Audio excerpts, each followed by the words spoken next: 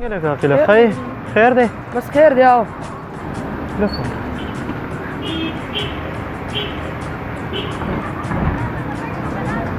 واه لکه دا خو عدنان نو عدنان مو نه عدنان دی ها نو چې عدنان خو دی په یو خبر اریان یم چې زه سره دومره پیسې د کوم ځای نه راغلي مړه چېرته د ملګري به یې ځکه خو پیړه نه سیځي کله دې سیځي او کله دې سیځي که د مرګري دی مرګري خو له ورکړی دی خو په کار دی چې هیلمټ خو ورسره ورکړی و که نه په کار خو وه ته راځه سیمه روان دی چې تپوس دې وکړو ته راځه که نه دا دونه پیسې چېرته موټر سایکل دې خپل دی که نه چېرته ملګري دې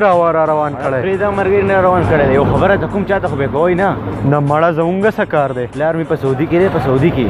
او هلته د ریالونو ونې دی هغه او ریالونو ونې را سندلې دي مور نه مې رالېږلي دي او وایې مور خواس هم دوکه کېږي مور مې دوکه کړم وایي سکول له یونیفارم اخلم او کتابونه اخلم او موټر سایکل مې په واغوستو موټر سایکل ها مور له خو دې دوکه ورکړه خو اوس نه چې ګوره د ځان سره د ژوند دوکه وکړې پرېږده و مړه یو څو لمحې زندګي ده زندګۍ سره چا دوکه کړې ده ګوره عدنانه هر څه دي منم خدا ده ګوره چې احتیاط کوه احتیاط ژوند دی ژوند پرېږده مړو موټر سایکل ته راختلی نه یم او هر سړي نصیحتونه شروع کړي دي خلک لاړه سپوږمو ته وخته تاسو لا اوس هم په نصیحتونو پورې نښتې نصیحتونه کوئ ګوره نصیحت ژوند دی ژوند تا اورېده او د بل دا چې هیلمټ اچوه هیلمټ مړه دا ټول خلک ګرځي نه کم یو سړی خوب شو کم یو سړی مړ شو په موټر سایکل باندې او هیلمټ دا دونه غټ پکول تا ته نه ښکاري دا د هیلمټ نښه نه دی ګوره عدنانه هر څه دي منم پلار دې پیسې راولېږلې مور دې دوکه کړه پرېږده مړه و موټر سایکل ته لا ختلی نه یم او د کلي نه خلکو دا نصیحتونه شروع کړي کم یو سړی مړ شو د موټر سایکل د لاسه بس احتیاط ویم ژوند دی ژوند هیلمټ اچوه هیلمټ او دونه سپیډ مه وهه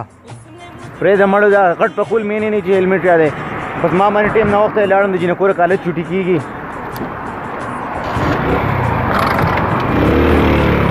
رور سلیمان عادت بلا ګوره به بسم الله نه وړي نه او پیسې ولا راغلي په ځان نه پوهېږي او دته پکې وګوره وایي د جنکو د کالج چوټي کېږي خلکو ته ځان ښایي ځان یاره ګوره مونږ پې خفه کېږو زمونږ ملګری دی رور هم دی رور خبره خو دې صحیح ده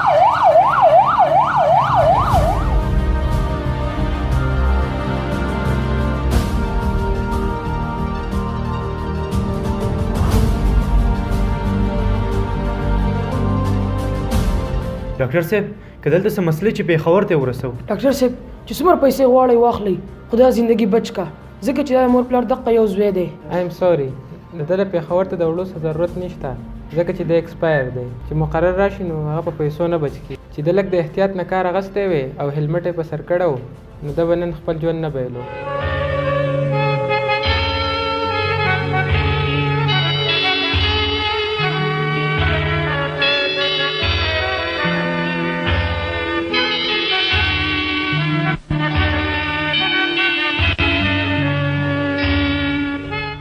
احتیاط ژوند دی او بې احتیاطي مرګ دی